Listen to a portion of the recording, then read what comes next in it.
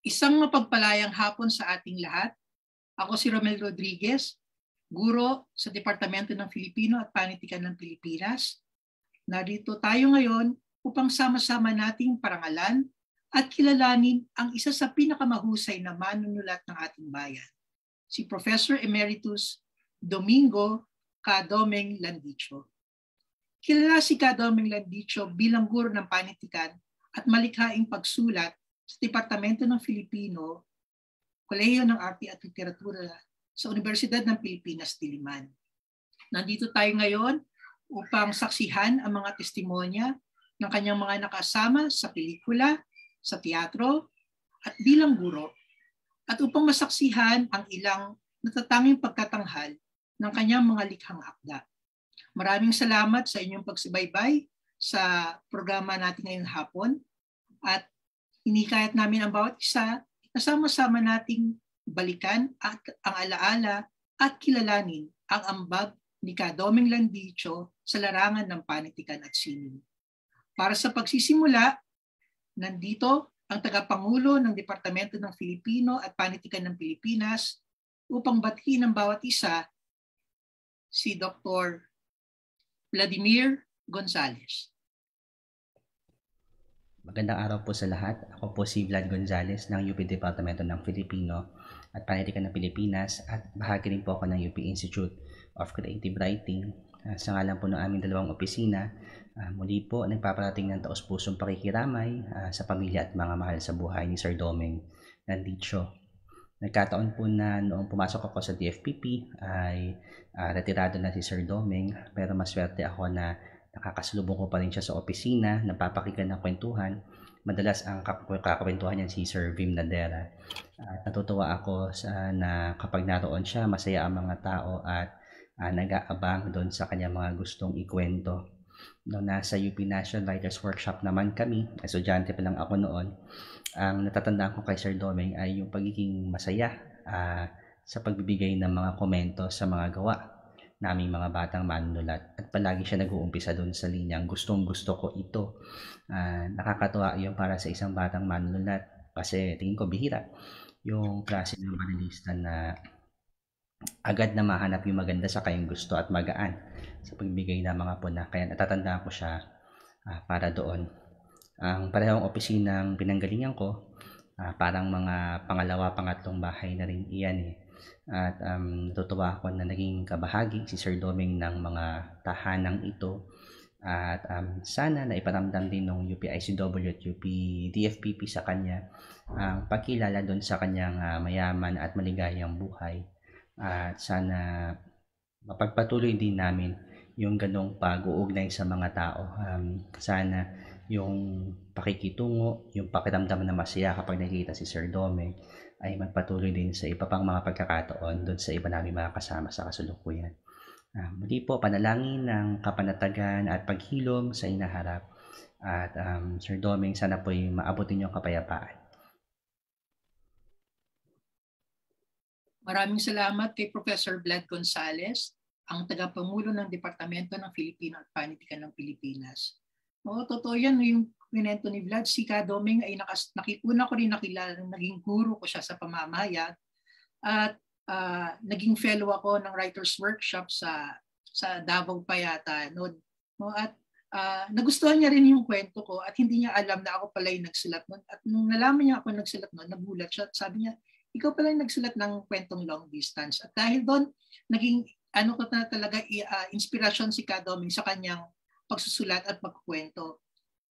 Hindi ko rin makakalimutan noon, tingin ko ginagawa niya yung nobelang Bulaklak ng Maynila. Nung galing ako sa Maynila, nakasakay ako ng jeep, nakita ko si Cadomeng na umiikot sa simbahan ng Quiapo. Tingin ko yun din yung kanya naging paraan sa pagsulat. Talagang pupunta siya sa lugar para tuklasin ang mga kanto, ang singit, ang gulugod ng Maynila. Kaya niya ito naisulat. Mamaya, may magbibigay ng kanyang testimonya hinggil sa pagsama nila sa pelikula. Live po tayo ngayon, so pwede kayo mag-comment, magbigay ng pakikiramay at pangumusta sa pamilya ni Cadomeng. Kasama din po natin mamaya si si Edna May Landicho, na magsasalita rin siya mamaya. Pero sa pagpapatuloy, may alay na awit. Ang isa nating kasama sa departamento, si Professor Glessy Atienza. Ang awitin niya ay ang awiting Unang Alay. Ang Unang Alay ay likha ni Kadomeng at isa sa pinakapaboritong awiting makabayan noong dekada 70. Ang pagtatanghal na ito ay sasaliw ng gitara ni Bobet Mendoza, graduate student ng malikhaing pagsulat sa DFPP at naging mag-aaral din ni Kadomeng. So mga kasama, pakinggan natin ang alay na awit na Unang Alay ni Glessy Atienza kasama si Bobet Mendoza.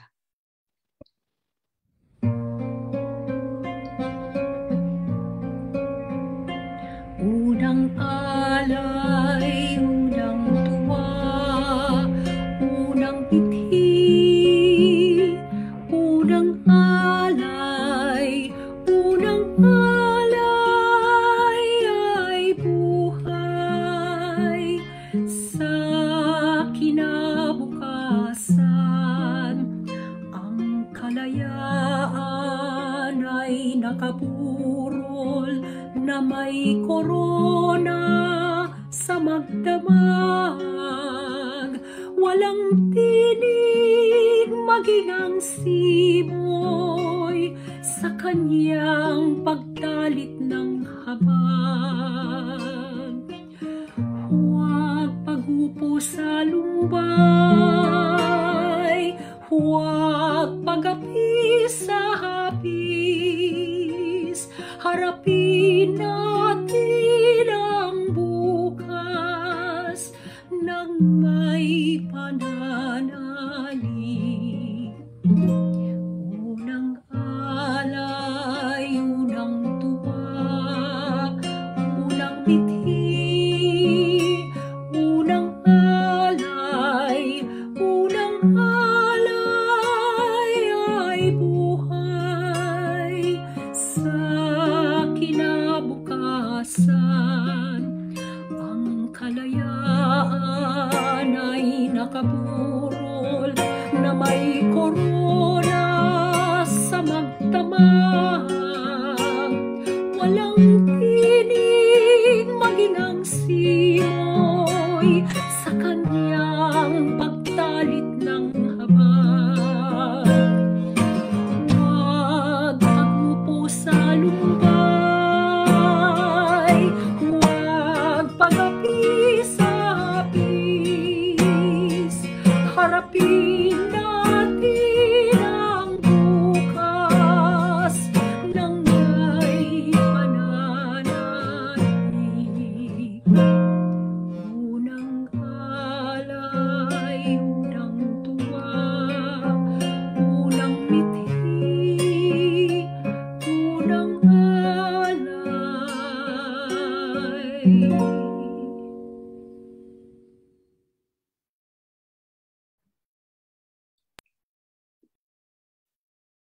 Maraming salamat, Ma'am Glessy. No, para tuloy akong bumalik sa dekada 70. Palakpakan naman tayo dyan. Maraming salamat at bumalik sa ating gunita ang kalagayan talaga nung panahon ng dekada 70 na hindi natin maitatanggi na parang nangyayari pa rin hanggang sa kasalukuyan. Kaya ang awiting Unang Alay ay talagang may ugnay pa rin natin sa kasalukuyang kalagayan ng ating bansa. Tama ba? Tama ba ako, Sir Vlad Gonzales? Itandem mo na lang ako dito. Ayun, hello po. Sir Vin, magpapapizza ka sa amin pagkat hindi ka makapasok sa Zoom.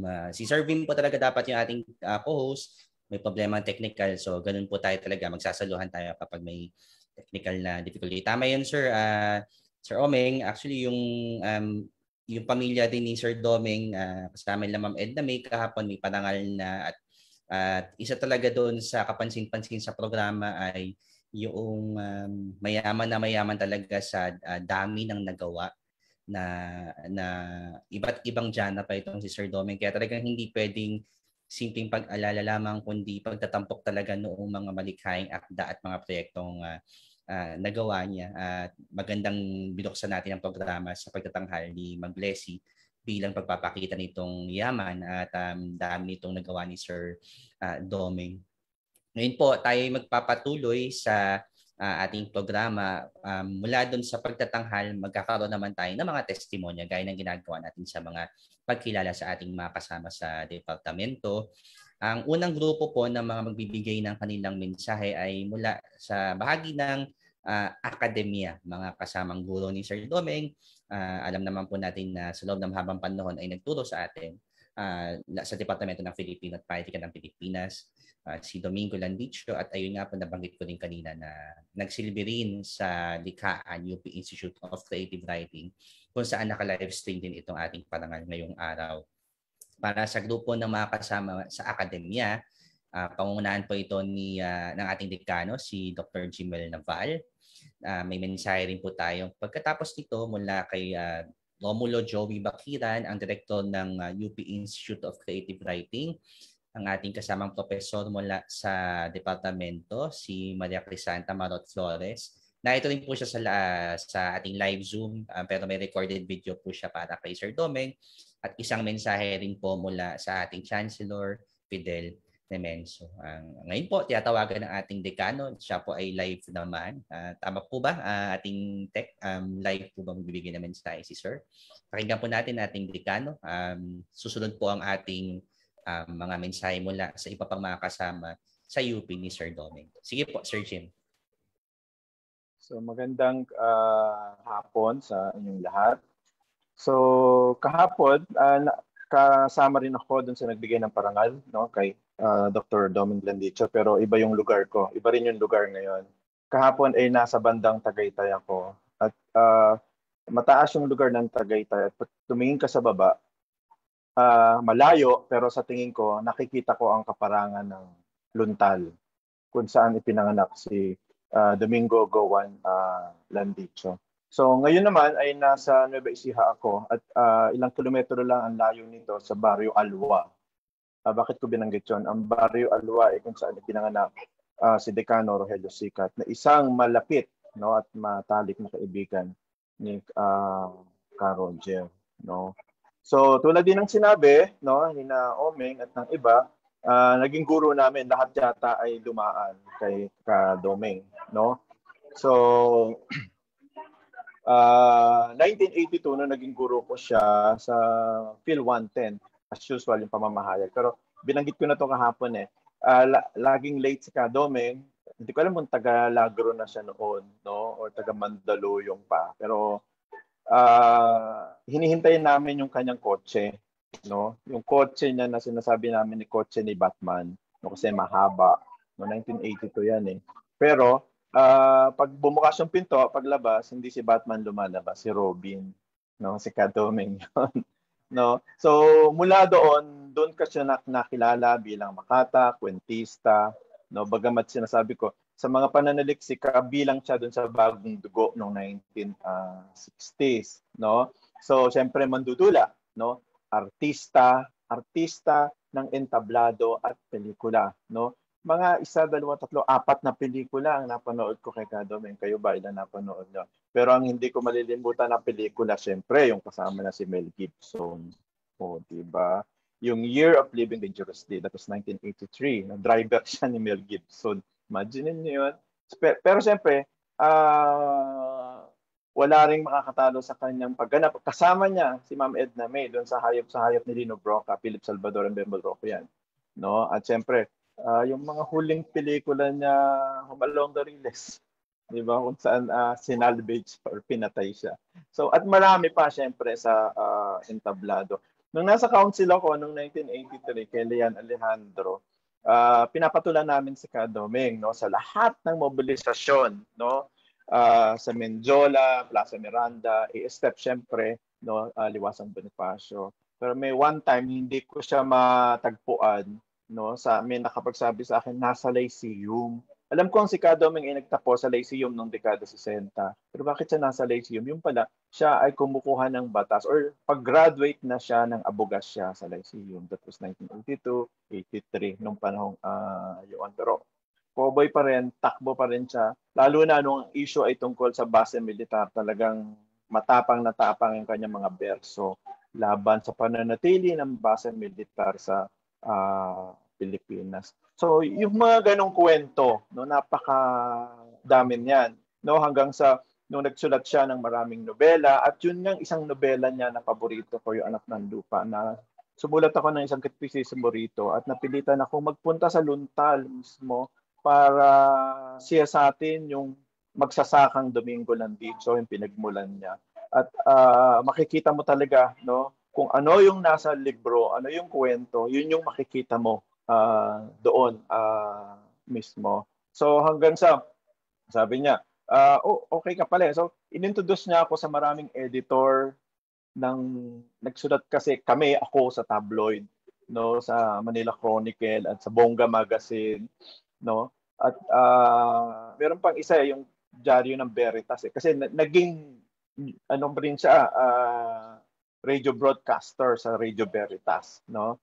So nakilala ko si Isko Lopez at iba pang mga mahuhusay na editor during that time. At alam niyo ba, pinag-miyembro niya ako sa PMPC, no, nakaboto ako noon yung mga best actors nung panahon, at lagi kaming nasa press ko ng mga artista, di ba? So parang so ito yung mga masasayang panahon, no, kasama si Ka-Domeng. Siyempre, siya rin ang tumulong sa akin para makapasok ako sa pagiging National Fellow ng ng Creative Writing noong 1991, no? Noong at nito nung magretiro siya,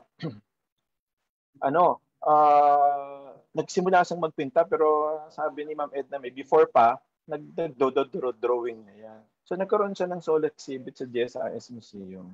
At ako ang kinuha niyang MC, no? So at tapos nitong mga ilang taon bago masunog ang FC, sabi niya, saan ko kaya dadalhin yung mga paintings ko, no?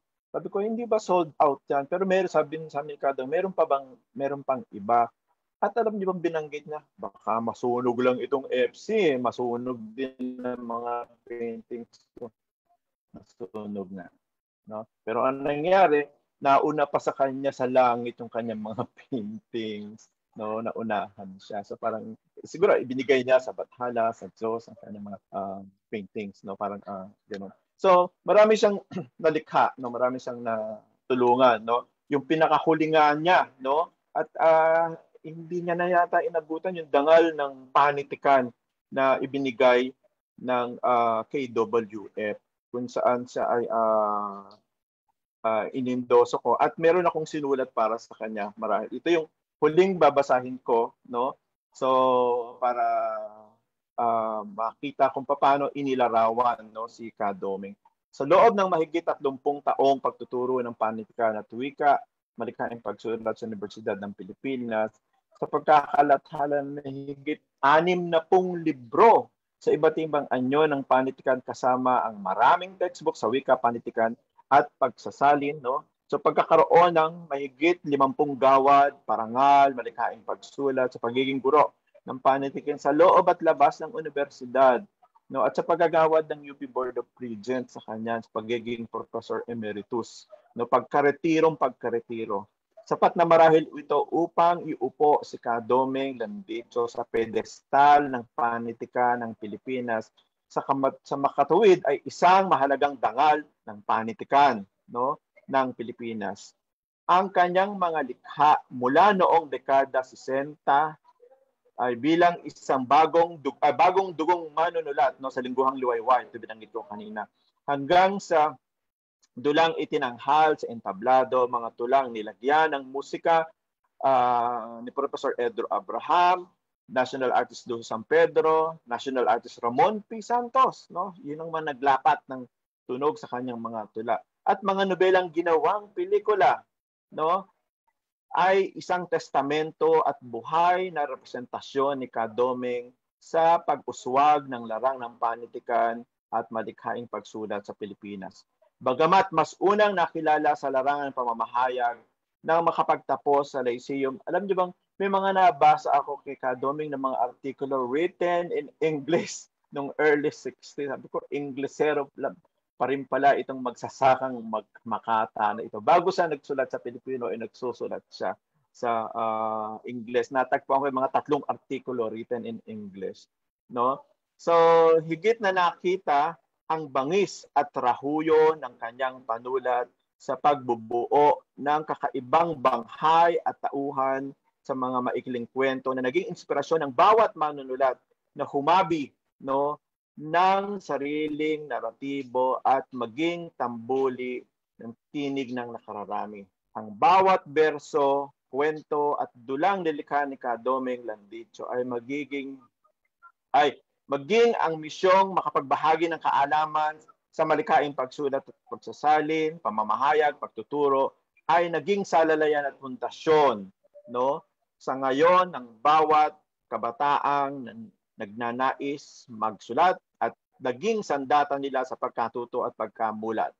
At dito umasinta at umasiste ang programang Landitsuhan, no, na noong dekada 90 bilang pagkilala kay DGL sa kanyang pagiging makabagong balagtasista, no?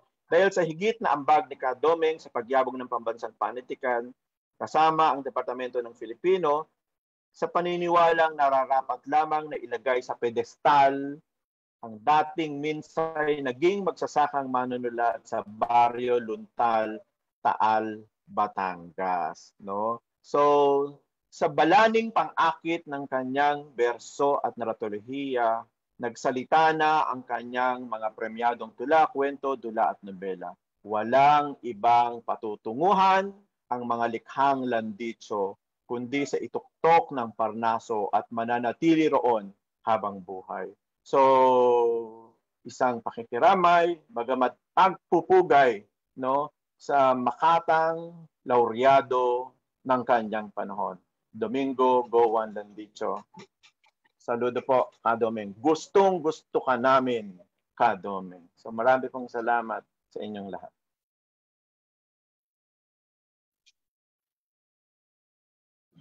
Magandang araw po.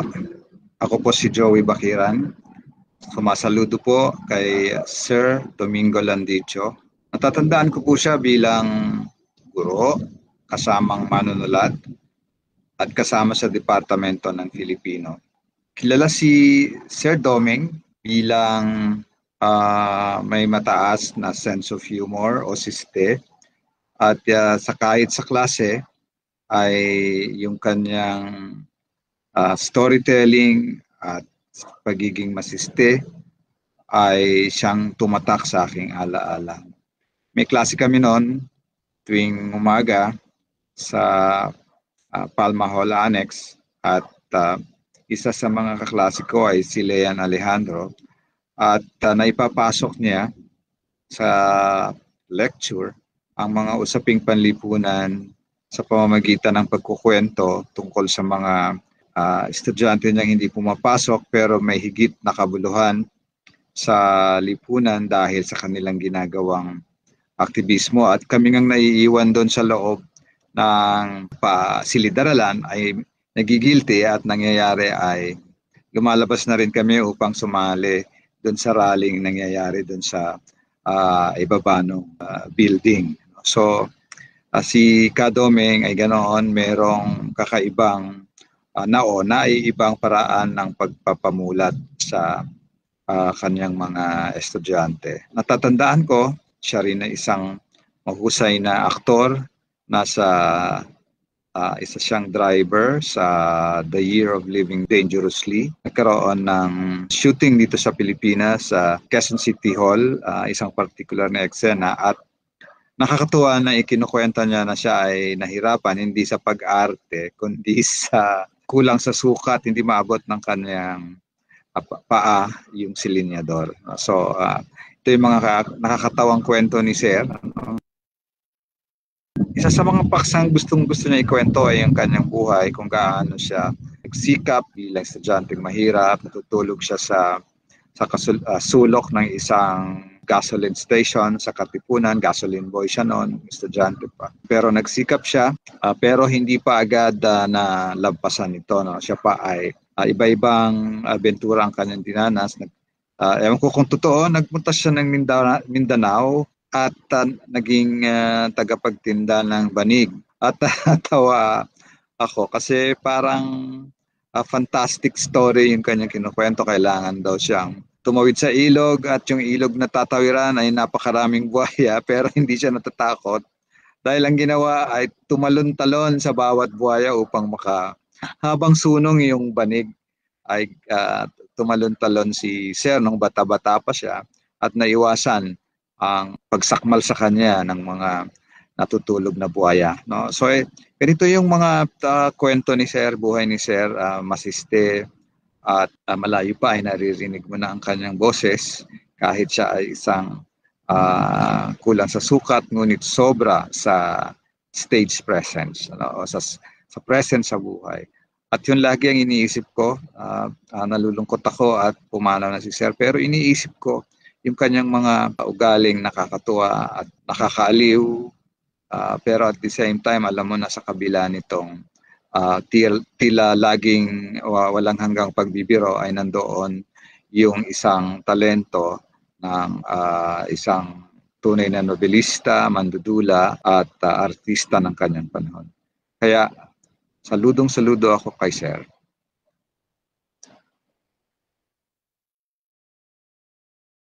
Sir Domeng, saan man kayo naroroon, nais ko pong pasalamat sa mga alaalang iniwan ninyo sa akin. Una sa lahat, nung ako ay mag-aaral ninyo sa periodismo po ata yon, kayo po ang isa sa mga nagbigay sa akin ng kumpiyansa sa sarili sa pagsusulat sa wikang Filipino. Dahil lumaki po ako sa kaligirang Ingles, ang aking ina ay Professor of English and Speech, bagamat siya rin ang nagdala sa akin sa Philippine Studies, malaki noon ang aking inseguridad sa pagsulat, lalo na sa wikang Filipino. Hindi ko makakalimutan sa inyong klase nang pinuri ninyo ang aking isinulat at sinabi pang, pwede ako magsulat sa collegian. Malaking bagay po ito sa akin at nagbigay talaga ng aking kumpiyansa sa sarili at simula noon ay nabawasan ang aking inseguridad. Pero hindi sumapat ang kumpiyansa ko para suungin ang collegian. Nang maging guro na ako, hindi ko rin makakalimutan nang hilingin ninyo na ipakilala ko ang panauhing pandagal sa isa ninyong paglulunsad ng libro na nooy si Senador Orly Mercado. Nagulat po ako at hindi inaasahan na sa okasyong iyon ay magaganda ang inyong sinabi tungkol sa akin na nakakataba ng puso. Noong dekada 90, ang dekada ng kalamidad mula pagsabog ng mga Pinatubo, lindol sa gitnang Luzon hanggang Ormoc tragedy, umalingaw-ngaw ito sa inyong mga nobelang Himagsik ni Emmanuel at Anak ng Lupa na isnama ko noon sa aking mga itinasang mga nobela sa dekada 90, ang dekada kung saan nagsisimula pa lang yung pagkatuto natin sa mga kalamidad na dala ng tao o anthropogenics. Hindi ko rin makakalimutan inyong mga character sa ilang programang pantelebisyon at pelikula, gayon din ang mga nakakatuwa ninyong mga patalastas. Sinabihan ninyo ako noon na susulat kayo ng tula para sa akin, katulad ng mga tulang kinathanin ninyo para sa mga guru sa DFPP, katulad ni Ma'am Rose at ni Ma'am Pam. Pinakita niyo sa akin ng ilang berso, pero sayang hindi ko po nakuha ang kopya na iyon, itong tula na ito mula sa inyo. Maraming salamat po sir sa mga alaalang ito at sa inyong pagbibigay ng inspirasyon sa akin. Kaya andito ako sa DFPP. Saan man kayo naroroon, kasihan nawa kayo ng Panginoong Diyos upang makapili niyo siya sa kaluwalhatian. Magandang hapon sa inyong lahat. Tiyak mapupuno ng masasayang alaala ni Professor Emeritus Domingo Landicho ang pagtitipong ito. Si Doming ay isang mahusay at batikang manunulat, mandudula at isa sa mga haligi ng Departamento ng Filipino at Panitikan ng Pilipinas. Hindi ko siya malilimutan nung ako'y nag-aaral pa sa UP Diliman. Madalas ko siyang makita sa AS Building at sa Faculty Center, tumutula sa harap ng kanyang mga kasamahan. Sa maraming okasyon, nasaksihan ko ang nakamamangha niyang husay sa pagsusulat. Mabilis siyang nakalilikha ng mga tula, minsan impromptu pa nga. Pero ang pinakamatumatak sa aking isipan ay ang kanyang mga tula na nilapatan ng musika ng Inang Laya at ni Lester Damitillo, tulad ng Paano Tutula, Batang Pulubi at Anak Pawis. Makapanandig, balahibo ang musika at mga salita ng mga awiting ito. Pero kapag pinakinggan ng mas maigi, maririnig ang mensahe ng pakikibaka. Babasahin ko ang ilang linya sa awiting Paano Tutula na kanyang isinulat. Kapag ang bayay wala ng pangarap, awit at tulay kasamang lalayas.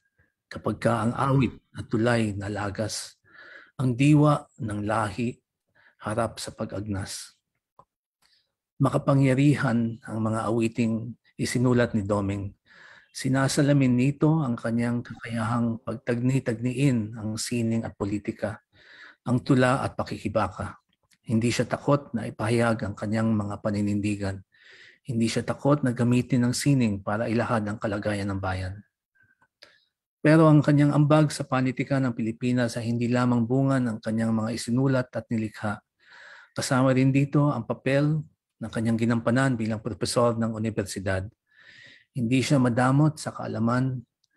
Ibinahagi niya ang kanyang talento at humubog ng mga susunod na henerasyon ng mga manunulat. Marami na siyang napanalunan ng mga parangal at pagkilala.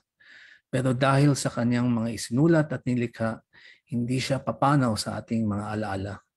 Patuloy siyang nabubuhay sa mga tula na kanyang isinulat, sa kanyang mga libro, sa kanyang mga itinuro, sa kanyang paninindigan at ambag sa lipunan.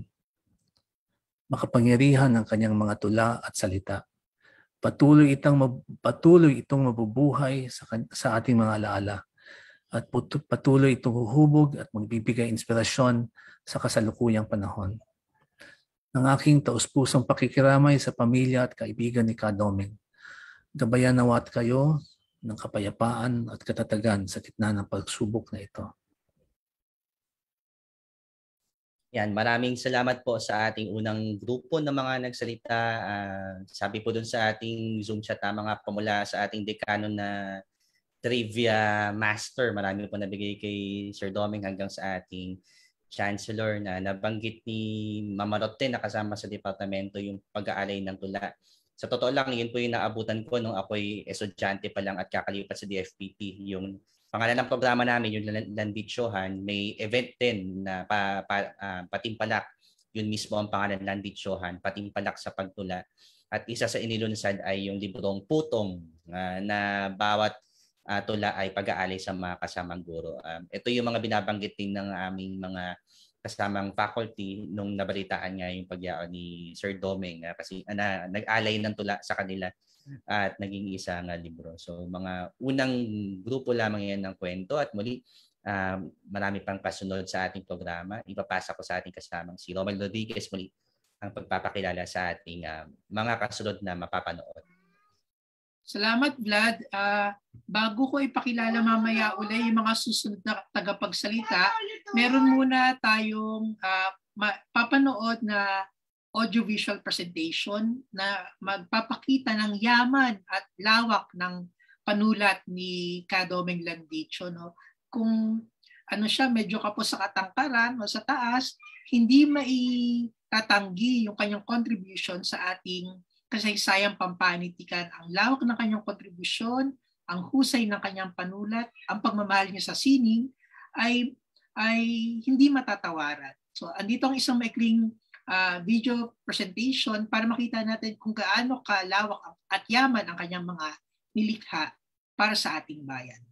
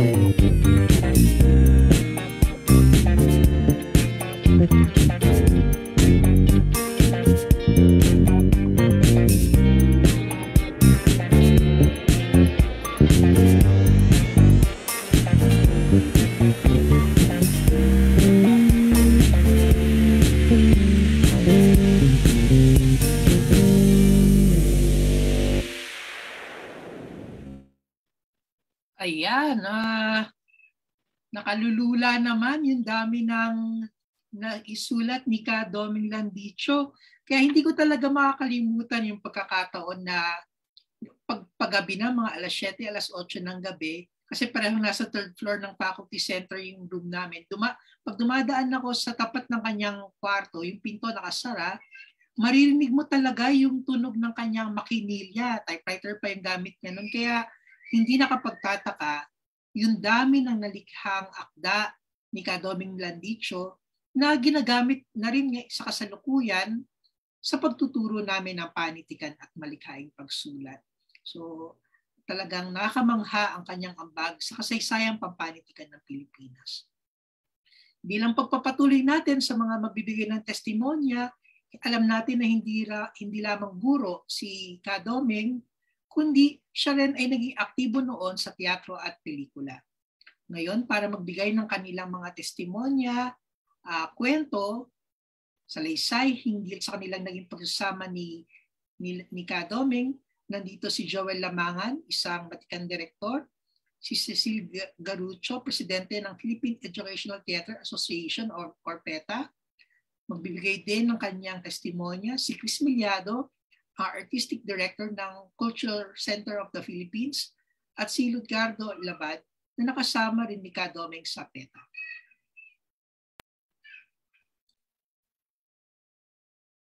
PETA warmly remember Ka Doming Landicho. Nakasama namin siya sa PETA noong dekada 70, pati na rin ang kanyang kabiyak na si Edna May Obien Landicho. Naging bahagi siya ng aming mga produksyon bilang aktor. Nagsulat siya ng magagandang tula tulad ng Dupluhang Bayan, 1976. Isa ito sa maningning na huwaran ng mga katutubong anyo na isinasa kontemporaryo gamit ang mga isyong panglipunan upang maging buhay na pahayagan sa panahon ng batas militar. Ang awit na Unang Alay mula sa kanyang Dulang Dapit Hapon, 1978, ay naging bahagi ng repertoire ng mga cultural workers ng dekada 70 at hanggang ngayon ay inaawit sa mga pagtitig. Nagsulat rin siya ng marami pang dula tungkol sa kasaysayan, sa magsasaka at manggagawa, at ukol sa mga mamamayan na kailangang mabigyan ng tinig. Sa kanyang mga kwentong tulad ng Elias at Salome, Golgota, Dugo sa Kanyang Pagsilang, Himagsik ni Emmanuel Lazaro, sa mga nobelang isinapelikula tulad ng Bulaklak ng Maynila, ipinakilala niya ang mga magsasaka, manggagawa, sidewalk vendor, tambay, mananayaw, ama, ina, bata, kapatid, bilang mga katuwang sa pagbabago ng lipunan. Kapatid, kapitbahay, kahuntahan, kaibigan kasing karaniwan at kasing lapit na mga tauhan ni Ka Doming ang pakikitungo niya sa kanyang kapwa. Naaalala si Ka Doming ng mga taga-PETA dahil sa kanyang mga tula, masasayang kwento tungkol sa karaniwang buhay bilang magsasakang taga Batangas, bilang tatay, bilang guro, aktor, manunulat, periodista, commuter. Hindi namin malilimutan ang kanyang magiliw na pag-aalalay at laging pagungumusta sa kanyang mga kasama sa loob ng PETA. Dahil sa kanyang malikhaing akda at sa kanyang ambag sa panitikang dramatiko ng Pilipinas, lagi nating maaalala si Ka Doming. Doming Landicho lives on in the works that he leaves behind, works that give voice to the voiceless, gave voice to the voiceless during the cruel, dangerous years of martial law. He remains alive in our hearts and in our memories. Maraming salamat Ka Doming sa iyong iniambag sa amin. Mabuhay ka, Doming Landicho. Marami akong utang na loob kay Doming. Si Ka Doming ay una ko nakilala sa PETA bilang isang aktor. Nung ako'y maging bida sa isang play na sinulat niya, yung Dupluhang Bayan, siya ang nagturo sa akin kung paano ang tamang pagtutlo. Marami akong natutunan sa kanya bilang isang co-actor. Marami akong natutunan sa kanya bilang isang manunulat. Si Kadoming ang dahilan kung paano ako nakapasok sa UP. Nang ako'y iban sa Lyceum, nang malaman niyang ban ako sa Lyceum dahil magkasama kami sa PETA, tinulungan niya akong makapasok sa UP. At nang nasa UP na ako, naging teacher ko siya sa isang subject tungkol sa pamamahayag. Mahusay si Domeng, isang mahusay na writer na ang puso ay talagang para sa ordinaryong tao. Nung ginawa ko ang Bulaklak ng Maynila, isa sa kanyang mga nobela, alam niya na hindi siya ang susulat ng screenplay at si Ricky Lee. Nagkaroon kami ng pag-uusap ni Ricky, ako at siya. Nakita ko ang pagiging bukas ng kanyang kalooban upang magkaroon ng mga kinakailangang pagbabago upang ma-transfer ang nobela sa isang pelikula. Alam niya ang limitasyon ng pag-transfer ng nobela sa pelikula. Alam niyang magkaiba ang medium na ito. Alam niyang may mga hindi magagawa mula sa nobela papuntang pelikula. Malawak ang kanyang pangunawa. Isa lamang ang sinabi niya sa akin. Ang sabi niya sa akin, kailangang maipakita natin ang kondisyon ng maliliit na taong nabubuhay sa Maynila. Kaya nung inimbita ko siya sa Baseco na siyang naming location noong panahon na yon, natuwa siya dahil nakita niya ang mga bahay na nakapatong sa basura. Nakita niya kung paano ang mahihirap na tao ay nabubuhay sa ganong uri ng kahirapan. Nakita at pinaliwanag niya sa akin ang political hierarchy ng Bulaklak ng Maynila. Kung sino ang ginagamit, kung sino ang gumagamit. Pinakita niya sa akin ang kapangyarihan ng pulis, kapangyarihan ng mayor laban sa mga ordinaryong tinatawag nating mahihirap na sanggano na siyang kanang kamay at nagpapahirap sa taong bayan sa isang maliit na lugar na kagaya ng Baseco. Si Doming ang nag-ukit sa aking kaisipan na ang sining ay dapat sumasalamin sa isang katotohanan ng isang partikular na panahon. Na dapat ang sining ay hindi nandaraya o dapat hindi kinakasangkapan upang pagsamantalahan ang isang uri ng tao. Marami akong natutunan kay Kadomeng. Isang mahalagang pakikipag-unayan ang nangyari sa amin kay Kadomeng at hindi ko makakalimutan ang mga karanasan ko kay Kadomeng. Dadalhin ko yon hanggang sa huling sandali ng aking buhay. Si Kadomeng ang isa sa magiya ko sa pagtahap sa tinatawag nating creative industry. Sa pagtahak, sa paggawa ng dula, sa paggawa ng pelikula, si Domeng ang parating naisip ko, ang maliliit na tao, ang karapatan ng maliliit na tao. Malaki ang naitulong ni Domeng sa aking paniniwala. Maraming salamat, Domeng. Magandang hapon po sa inyong lahat. Ako po si Gardy Labad, formerly very active physically sa PETA sa Manila, but now I'm in Bohol for the last 24 years. And of course, I will never forget ang mga nagawang kontribusyon ng ating magiting na Makata at mandudula at aktor na si Domeng Landicho. Una namin nakasama si Domeng ay nung ibinigay ang kanyang play para aming ma-stage ang Unang Alay na isang dula tungkol sa sacrifices nila Gregoria at Andres. At napakaganda po ng lyrics na yan na ginawang mas maganda rin ng aming kompositor na si Manoleta Concilio ng Tondo at palaging kinakanta ni Ed Pagayon. Yung play na yan po ay I think that was the first pieces ng aming wet season program na hindi ginawa sa Fort Santiago pero doon sa Lagnasiana sa Santa Ana kasi kailangan namin ng bubong. Pag umuulan po during the wet season, usually from June to December, doon kami nagkakaroon ng aming training program at nagkakaroon kami ng wet season of plays, mga short plays At ito ay usually mga experimental plays. At ito ay some of them napapalabas sa major seasons sa Fort Santiago na. At doon ko nakilala. I think it was also because of Katz Katoy, no? Because of the UP connection.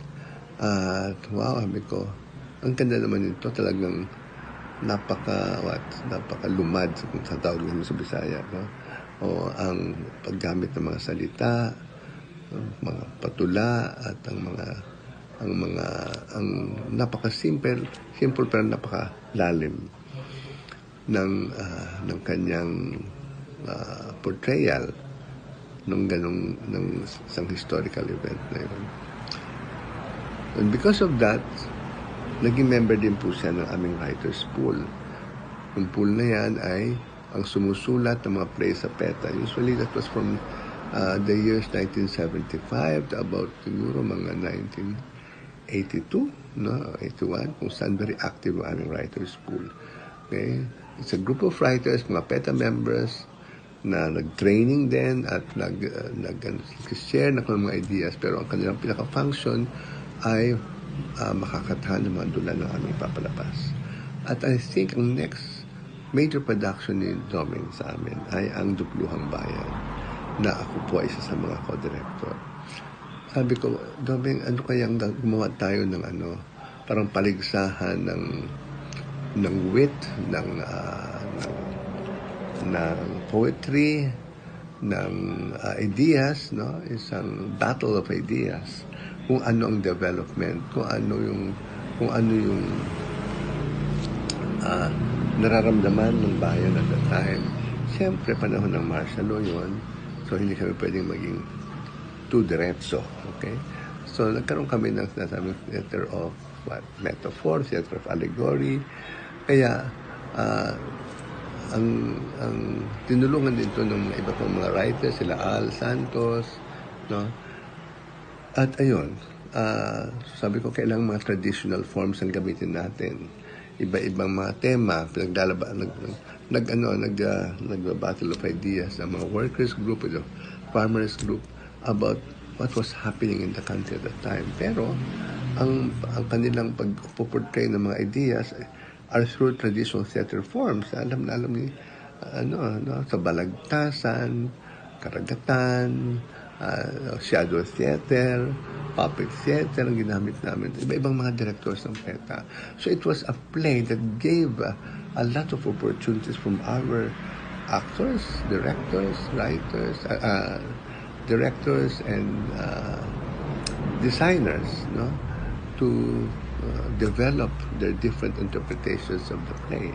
Dupluhang Bayan, isang duplo na magtatagisan ng mga idea tungkol sa mga issues at the time, okay?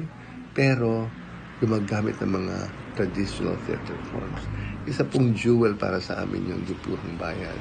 Yan nakilala din sila Joel Lamangan, no, sila Al Santos, yung aming sila Brenda Fajardo, okay, sila Wendy Gamboa. So naging talagang isang unifying element ang play na yan para sa aming magtagpo at magkaroon ng isang magandang pananaw sa mga nangyayari sa pamamagitan ng dula. At ito po ay napalabas ng ilang beses po sa Fort Santiago. Tapos, I don't remember which place, but I know he was one of the regular actors of PETA at the time, no? So, ang kanyang the way he talked, no, in beautiful Tagalog, huwag kayong magagalit sa kanyang height, no, pero palagi isang masaya, palagi isang open, palagi isang humble, at palagi may masasabi sa aming mga discussion. Yan si Doming, hindi siya selfish. He was always generous with his ideas. Palagi siyang nagbibigay ng mga kuro-kuro at nakakagawa at nagko-contribute, no, sa mga proseso namin sa PETA. Kaya Doming, wherever you are, maraming salamat sa mga nilikha mo para sa amin sa PETA, para sa iyong partisipasyon, bukas na puso, bukas na isip, na nagtawid sa amin sa mga times na yon. No? He was daring, he was courageous, and of course kasama niya palagi si Edna. Okay? Hindi mo pwedeng mawala yung dalawang yon. No? Okay? As actors, nandiyo sila palagi. Maraming salamat, Domeng at Edna, sa inyong pagiging kasapi sa aming PETA at the time. Hindi talaga matawaran ng inyong contribution sa pag-develop ng PETA na yun, kasi that was the time nakaalis-alis ng Cecil, 1973. O in 2-3 years na, parang nag-aano pa kami, naghahanap na saan tayong direksyon natin. Itong mga makatang ito, na araw-araw yan, mga rehearsal galing pa sa UP yan, para makasama sa amin. Isang sakripisyo yun. So maraming salamat, Domeng. Napakagandang halimbawa kung ano ibig sabihin ng commitment, no? At isang panatang bayan yung ginagawa niyo noon para mabuon natin at that time ang kilusan para sa isang pambansang teatro. Maraming salamat, Domeng. We will never forget you. The country will never forget you. Salamat po. Pagbati sa lahat. Ito po si Chris Miliado, Direktor Pangartistiko ng Sentrong Pangkultura ng Pilipinas, na naghahatid ng taos na pakikiramay kay Edna May at sa lahat ng mga minamahal sa buhay ni Mang Domeng Landicho. Una kong naengkwentro si Mang Domeng nung napanood ko yung isa sa mga dula sa Raha Sulaiman. Bagong salta lang ako sa Maynila noon mula sa Negros. At dahil sa pagtatanghal niya sa dulang pinamagatang Baluktot na Katwiran noong 1977 sa Raha Sulaiman, ay pagkatapos ng gabing yon ay nagpasya na akong talagang teatro na yung tatahakin kong landas sa aking pag-aaral sa UP. Kaya naman napasali tayo doon sa unang batch ng theater majors. At immediately yung nadatnan natin ay yung box office hit na sinulat naman ni Mang Domeng, yung Toreng Garing na naging satirika at tulang katatawanan na dinumog naman ng mga estudyante at mga guro. At marami pang ibang mga pagtatanghal na napanood ko na nandun din si Mang Domeng. Sa PETA, sa Dulang UP, at iba pang mga tanghalan. At kasama na rin ang pagtatanghal niya sa telebisyon. Alam naman natin na hindi lamang sa bakuran ng tanghalan talagang sumikat ang kasiningan ni Mang Domeng, kundi rin bilang manunulat ng sanaysay, ng tula, ng maikling kwento, nobela at maging mga biography. At dahil doon ay nakamit niya ang higit sa 10 Palangka Awards, kasama na ang Gawad Balagtas. Kaya masasabi natin na talagang napakalaking iniwan si Mang Domeng na mga biyaya para sa atin. At nagpapasalamat ang mga artista at manunulat ng Sentrong Pangkultura ng Pilipinas sa biyayang ito. Patuloy na buhay ang diwa ni Mang Domeng sa mga likhang sining na ito. Maraming salamat, Mang Domeng Landicho. Maraming salamat po sa ating mga kasama sa teatro. Sa inyo pong mga kwento na ipakitang naisabuhay at kinatawan ni Mang Domeng ang mga aralin ng dulaan. Kaya po maraming naaakit sa pagsubok sa teatro. Una na po ang pagiging matapat sa damdamin, matapat sa pagpapahayag ng pag-ibig, pangunguli, lalungkot at ligaya. Pangalawang leksyon ay leksyon po sa pagiging mapagbigay. Talagang hindi kayo tatagal sa teatro at mukhang ganito ang nangyari sa kaso ni Mang Doming, kapag hindi kayang magbahagi ng kaalaman at kakayahan, magparaya sa ilang pagkakataon at tumanggap din ng kaalaman mula sa mga kasama. At sa dulo, ang aralin tungkol sa pagpapanahon. Iba-iba ang season ng teatro. May season ng kirot, may season ng lungkot, may season ng ngiti. Pero laging may panahon para sa pag-alala. Kaya po natin inaalala si Mang Doming sa ngayon. Maraming salamat po sa mga kasama sa teatro para sa pag-alala ng buhay at pagpapaalala sa buhay na inialay sa teatro at sa bayan. At dahil po diyan, magbabahagi tayo ng kaunting patikim dun sa nagawa ni Mang Doming, ni Sir Doming para sa teatro. Ang piyesa pong ito ay CP mula sa isang mas mahabang sulating na ilathala sa Sigwa. Isang kalipunan ng mga maikling kwento na buwabati ko sa lipunang mapang-api at puno ng pagsasamantala bago pa man din dumating ang batas militar. Kasama sa koleksyong Sigwa ang mga manunulat gaya ni Norma Miraflor, Fanny Garcia Riquili, at iba pang mga kwentista na napatunayan at nakita ang halaga ng pakikisangkot sa lipunan. Ang pamagat ng piyesa ay Elias at Salome. At magtatanghal po ay mga mag-aaral na mula sa programa ng Sining Panteatro sa UP. Narito po sina Zeglaine Arban at Luis Maglina.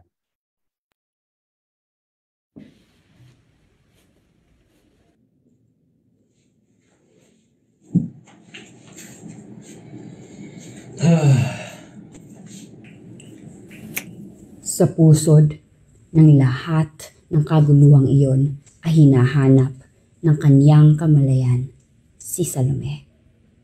Pagkat nais niya masilayan ang mapupungay ng mga mata upang wag siyang lamunin ng nagbabagang paningin ng nilalagnat na santinakpang kinaroroonan niya. Kaya tuloy, git-git, inot, patagilid, payuko, sige, lakad siya hanggang marating niya mga ilang dipapa. Ngunit abot ng kanyang hiyaw ang kinaroroonan ng isang babaeng nakaitim na may hawak na mikropono na sumisigaw, nagwawasiwas ng kamay at nang iyon ay kanyang tuunan ng tingin. Nakilala niyang yaon ay ang kanyang hinahanap na si Salome. Ngunit iba na si Salome. Bulong ng kanyang pag-aalinlangan pagkat ang mata niyon ngayon ay puot. Ang tinig niyon ngayon ay kulog. Ang kamay niyon ngayon ay himagsikan.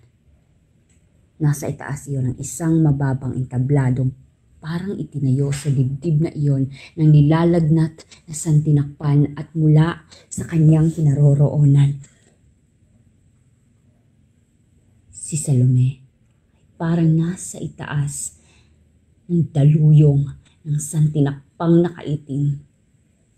Naging isang bagong Helen na munting diyosa ng mga kamay na may himagsik, ng mga labing may kulog, ng mga matang may apoy. Salome! Salome!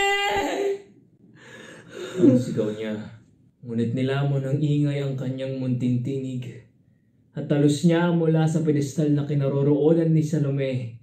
Siya ay isang kaawa-awang banyaga. Inulit niya ang kanyang sigaw, ngunit muling nilamon ang kanyang tinig na lalong lumalakas na sigaw ng mga tao. Ngayon ay hilam na ang kanyang mga mata ng putik at pawis at muli nadama niya ang pagguhit ng dumudurong na sakit sa kanyang ulo at lalong naging bughaw ang may silab at lagdat ng gabi ng isang tinakpan.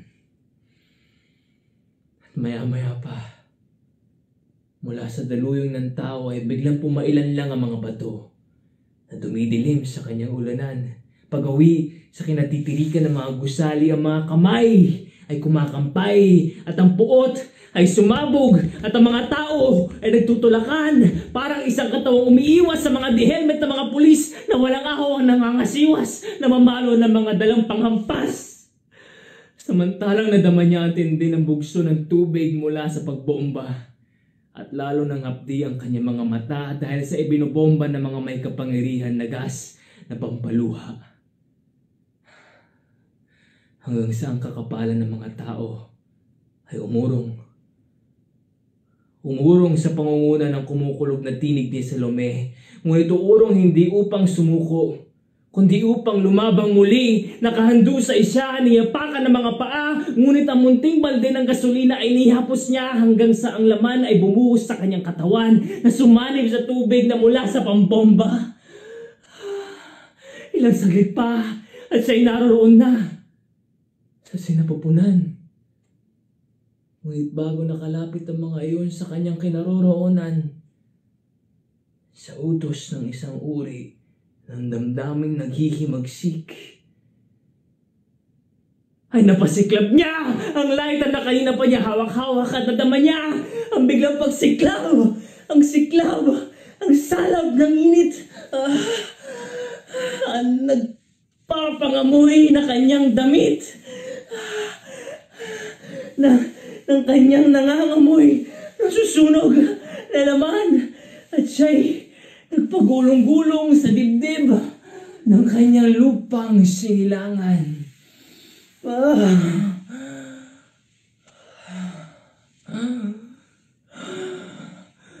At biglang tumugtog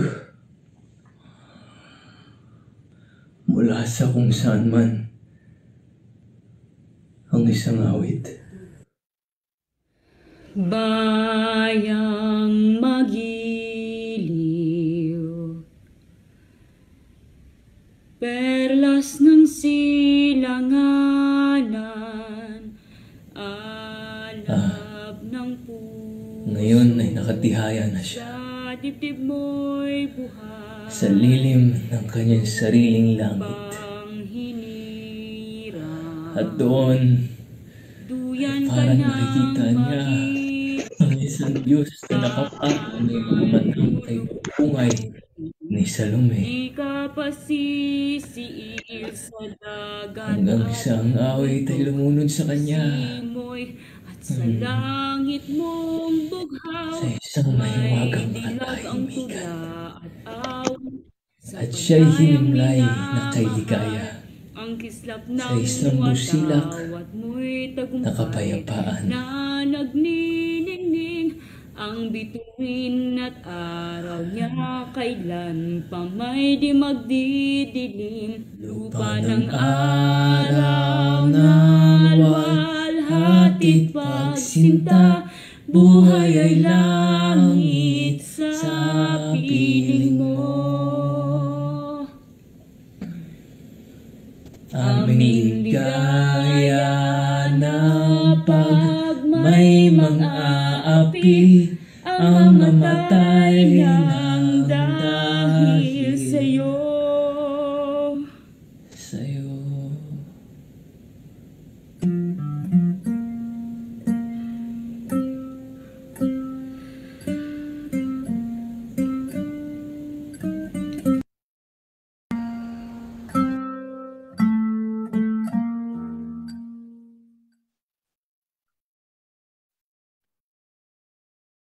Yan, napakahusay naman na pagtatanghal nila Seglain Arban at Luis Maglinaw. Mga mag-aaral po natin yan sa Theater Arts, sa Kolehiyo ng Arte at Literatura. Nakakamiss na tuloy talagang manood ng mga dula, no? Pero kahit sa panahon ng pandemya ay nagagawan pa rin talaga natin ng paraan upang lumikha ng sining.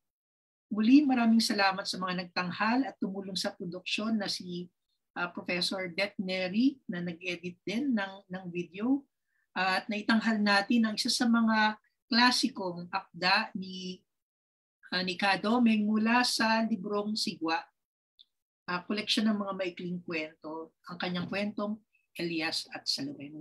Muli, maraming salamat sa ating pagpapatuloy ngayong hapon. Hindi natin matatawaran muli ang kontribusyon ni Kadomeng sa paglikha, pagsulat ng mga nobela.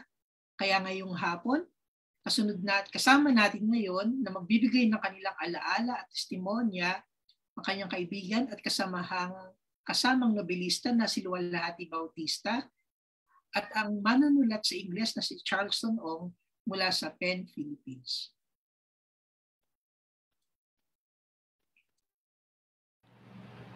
Ang haba din naman na naging pagkikilala namin ni Domeng, bagamat hindi gaya nung araw.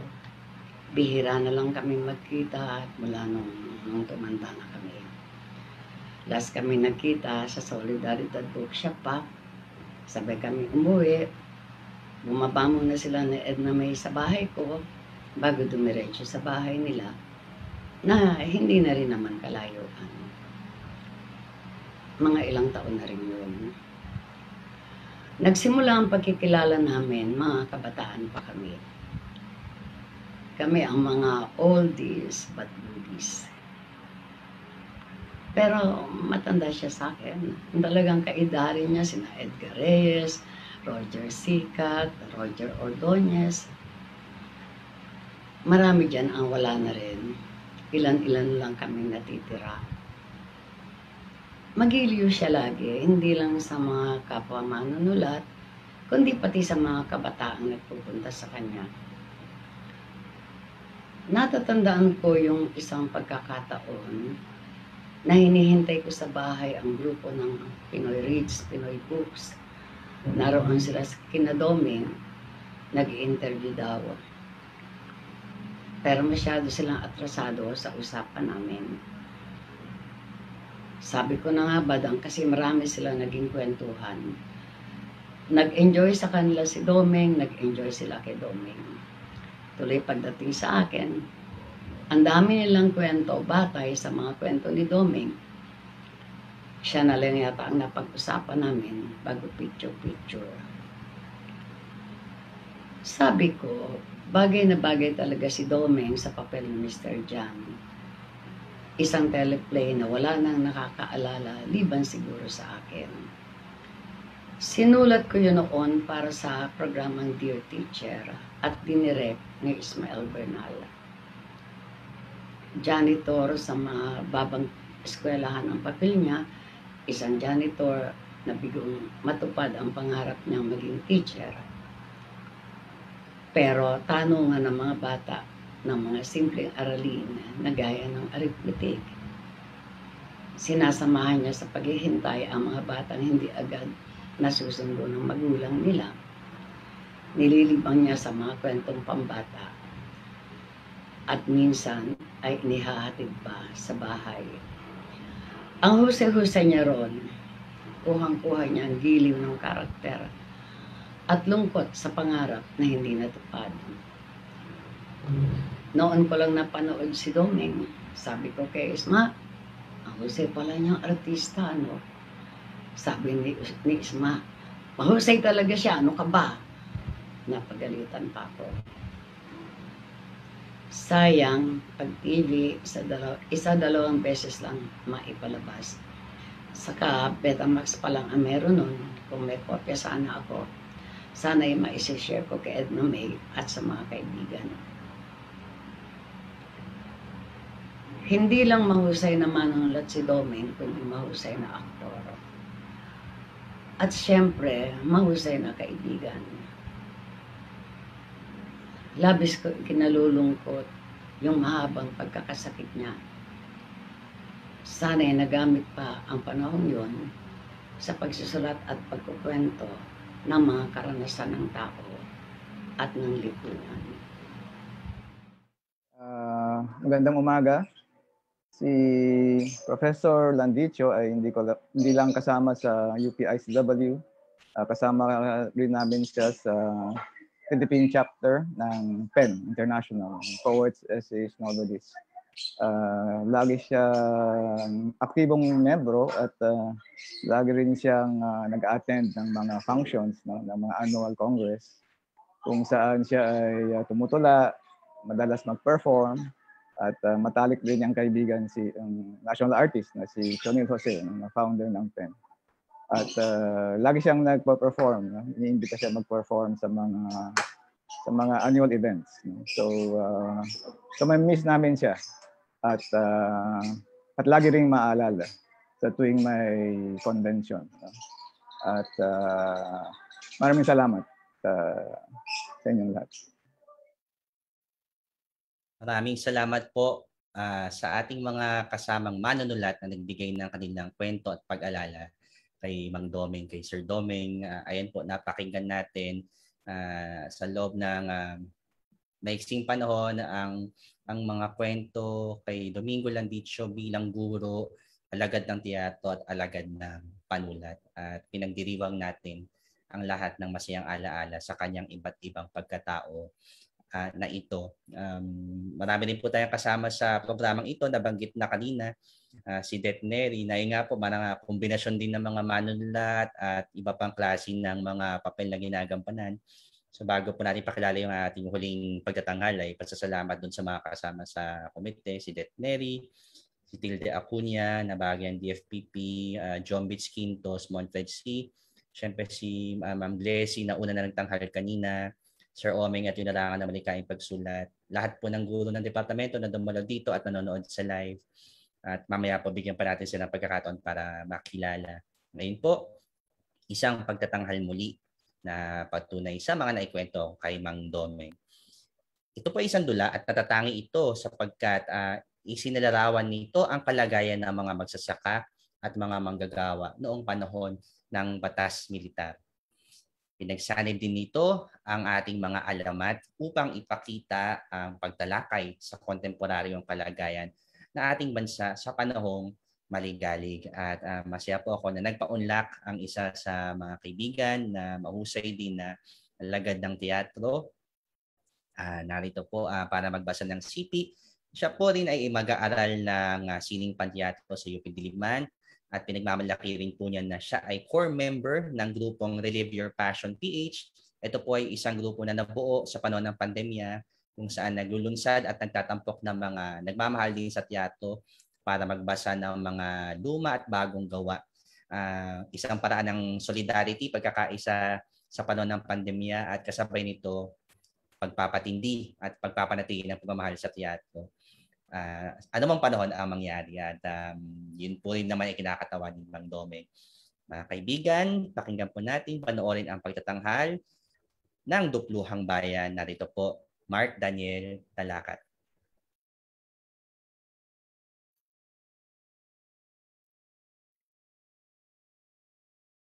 Noong unang panahon, ang daigdig ay binubuo ng langit at dagat. Sa pagitan ng langit at dagat may isang higanting ibong walang hinto sa pagkampay ng mga pakpak. Buong buhay na lipad ng lipad. Walang humpay na paglipad. Nang lumaon, inisip ng ibon na magpahinga.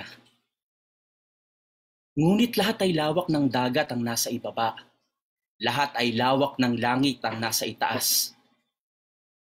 Binalak ng ibong pagkagalitin ng dagat at langit, at nagkagalit nga ang dalawa. Ibinuhos ng langit ang lahat ng bato sa dagat. Tumaas naman ang dagat para abutin ng langit. Nang lumaon ang labanan, nagtagumpay ang langit. Umupa ang dagat na mayapa. Dahil sa dami ng bato at lupang inihulog ng langit, sumipot sa sinapupunan ng dagat ang mga pulo at lupain. Sa isang pulo, nanirahan ang malaking ibon. Sa pulong ito ay napakaraming mga punong kawayan. Sa isang panig ng pulo ay may dalawang higanting punong kawayan. Isang araw, nakarinig ang ibon ng katok mula sa loob ng higanting punong kawayan. Lumapit ang ibon. Kumatok pang muli, ilang ulit. Nagtaka ang ibon. Pinuka niya ang bias ng punong kawayan.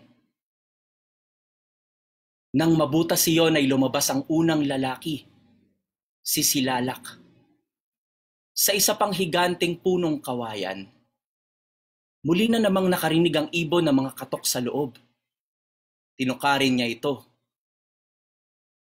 Nang mabutas ang bias, lumabas ang unang babae, si Sibabay. Ang unang lalaki at unang babae ay tinulungan ng ibon upang makawala sa pagkakabilanggo ng mga kawayan upang mabuhay na hindi alipin ng kalikasan kundi Panginoon ng lahat ng bahagi ng pagkakalikha. Kahapon ay hari at reyna sa mga Kastila.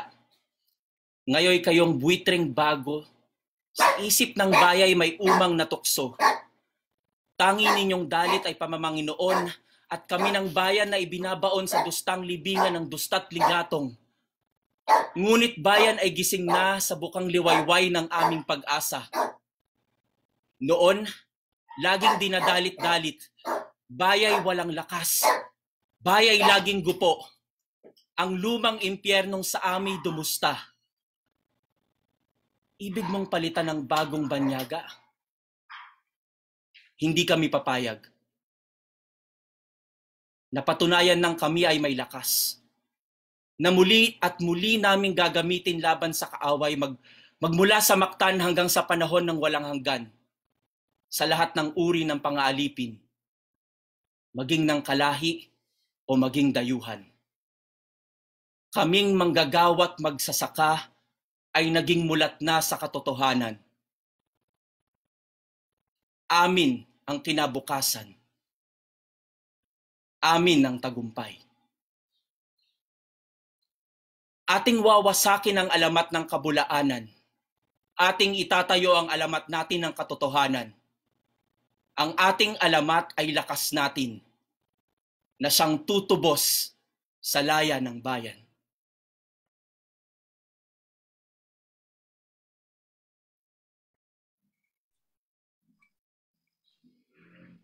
Maraming salamat, Mark Dalakat, sa iyong live performance ng Sipi sa Dulang, Dupluhang Bayan.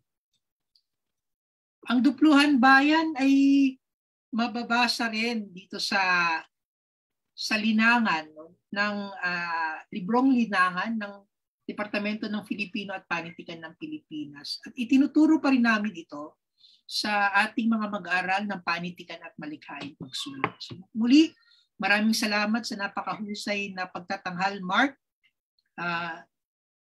para sa pagbibigay-pugay natin kay Doming Landicho sa pagsulat niya ng mga dulang tunay na nagpapakita at naglalarawan ng kalagayan ng ating bayan. Hindi lang noong panahon ng batas militar, kundi hanggang sa kasalukuyan.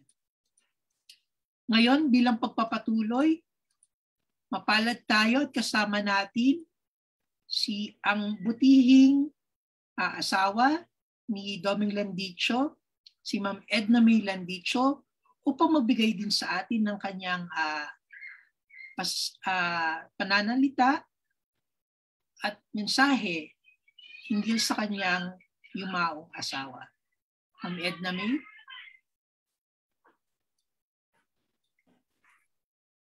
Magandang hapon. Isang mapagpalang hapon sa ating lahat mula sa pamilyang Landicho. Nakakatuwa yung inyong mga ibinahagi sa aking asawa. At maaring sigurong sabihin ko rin yung mga dugtong ng mga alam nyong sa mga kwento kagaya ng binanggit ni Dean na Decano Jimuel kanina, na meron siyang na-discovering 3 nakasulat na artikulo na nakasulat sa Ingles.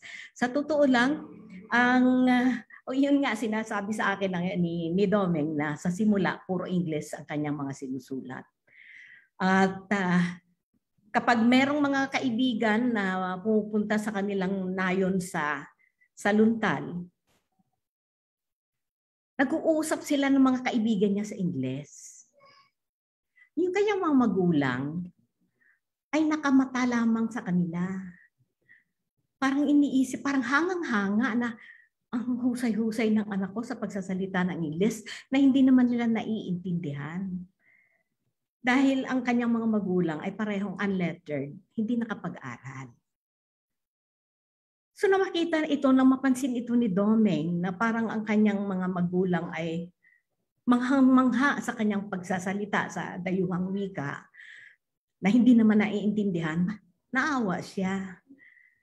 Kaya parang sinabi niya sa kanyang sarili, kailangan sa mga susunod kong isusulat, gagamitin ko na ang wikang naiintindihan, nauunawaan ng aking mga magulang. Ang isa pang nagbanggit naman tungkol doon sa pagtulog niya sa sirang bus, no? Actually, nangyari ito doon sa kanto ng Katipunan at ng Aurora Boulevard. Si Domeng ay nagtapos ng salutatorian sa kanyang sa Batangas High School. At syempre sa panahon nila noon, kapag meron kang honor, valedictorian at saka nagtapos kang may karangalan, valedictorian at saka salutatorian, kaagad pwede kang pumasok ng UP. Gusto niyang pumasok ng UP pero hindi niya alam kung nasaan ang UP. Samantalang nagtatrabaho siya sa isang gasolinahan na sa kanto ng Katipunan at Aurora Boulevard, na kung kanyang lalakarin lang yon, matutumbok niya ang UP. So anong ginawa niya? Nag-aral na lang siya sa Lyceum of the Philippines para sa kanyang BA Political Science at saka AB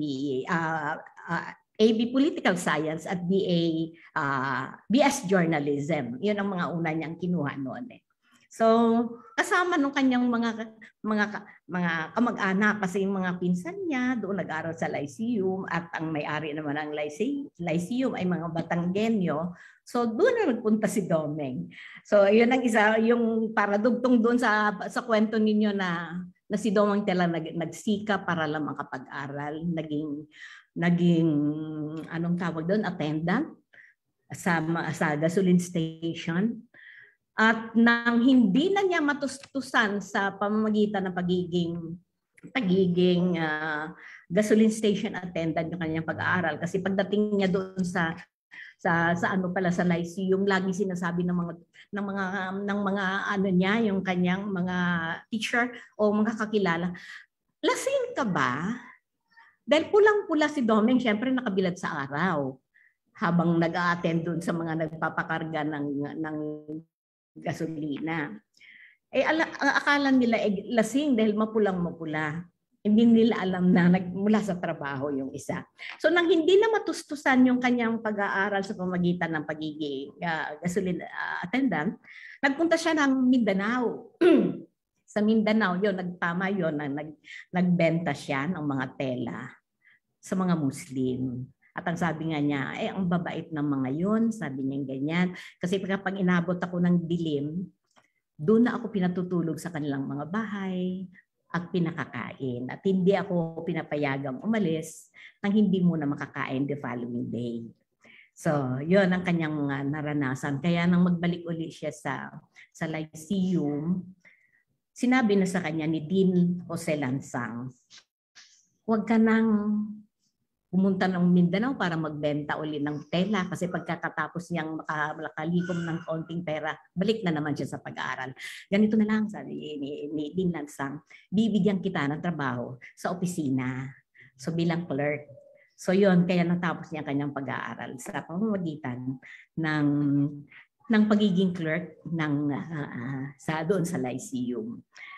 At yun, so parang yung pagsisikap niya na makapagtapos ng pag-aaral ay nandun lagi, no? Yung kanyang pagpupursige. At ginagawa niya ito hindi lamang sa pag-aaral at iba pang mga bagay bilang asawa at bilang ama ng aking mga anak at bilang lolo ng aking mga apo. Nakakataba ng puso ang talagang ginawa ninyong itong pagbibigay ng pagpapahalaga, pagpapakita ng pagmamahal, pagpaparangal, pagpupugay sa aking yumaong bana. Palagay ko, masaya din siyang nakatanghod sa atin ngayon habang pinapanood tayo habang kayo ay nagbibigay ng inyong pagpupugay sa kanya at sa kayong mga pagtatanghala napakaganda sa kanyang mga akda, ilan sa kanyang mga akda. Marahil sinasabi niya ngayon Sa wakas, ako naman ang nabigyan ng putong. Dahil alam naman natin na si Domeng noon ay laging tinatawag at hinihingan ng impromptong papuri o suob para sa sino man o anumang dapat papurihan sa mga sandaling yon. Kaya nga, naalala ko tuloy, ang huli niyang pananalita, ang pagtatalumpati at pagbibigay ng papuri, ay ginanap niya sa harap ng nasunog na faculty center noong April 1, 2016. Kaya sunod na araw yata or 2 days after nung FC fire, nahilingan siya na pumunta ng CAL, Dekana Ami, na nagbigay ng pananalita at magbigay ng papuri sa ating gusali na siyang nagsilbing pangalawang tahanan naming mag-anak na Landicho. Dahil ang apat naming anak ay talagang UP mula pa nung nursery hanggang sa makatapos ng kolehiyo. At ang laging hihintayan kami para sabay-sabay na umuwi sa Lagro ay ang faculty center. Ang room namin, kung hindi kay Domeng, yung room ko naman sa Department of Speech Communication at Theater Arts. So, muli maraming salamat talaga sa inyong pagbibigay ng pagpupugay na ito. At naisip ng aming pamilya na ipagpatuloy itong alaala ni Domeng sa pamamagitan ng pagsasabuhay ng ilang mga proyekto na sinimulan niya at pagkakaroon pa ng ibang proyekto para patuloy na makatulong din lalo na sa mga kabataang gustong magtapos din ng pag-aaral ngunit walang kakayahan pinansyal. So may ilulunsad kaming mga Landichohan na tinatawag naming proyekto Landichohan din na batay doon sa ginawang patimpalak na Landichohan, no? Di ba kung naalala nyo, 2 beses na naisagawa ito sa ilalim ng departamento ng Department of Filipino and Philippine language, Philippine literature. So, Departamento ng Pilipino at Panitikan ng Pilipinas. So, ano itong mga proyektong to? Ang unang proyekto ay yung pagtatayo ng estruktura o museo sa kanyang nayon sa Luntal, Taal, Batangas para may paglalagakan ng kanyang mga likha. Mga aklat, mga memorabilia, at ilang paintings na natira. Dahil nakwento nga kanina ni Jimwell, ni Dean, na karamihan sana exhibit sa GSIS Museo noong February 2012 ay natupok sa Faculty Center fire. At merong natirang ilan na nandito sa aming bahay. Ang ilan ay naipamigay sa mga kaibigan na malalapit sa kanya at ang ilan naman ay nagkapalad na mabenta, no, mabili ng mga kaibigan din. Ang pangalawang proyekto ay ang pagbubuhay sa Timpalak Landichohan. So nabanggit ko nga kanina 2 beses 'yon na isagawa, no. So sana maipagpatuloy ito para mas may makakadiscover din tayo at matutulungan mga kabataang kamakata na magsusulat din, magpapayaman din sa panitikan ng ating bansa.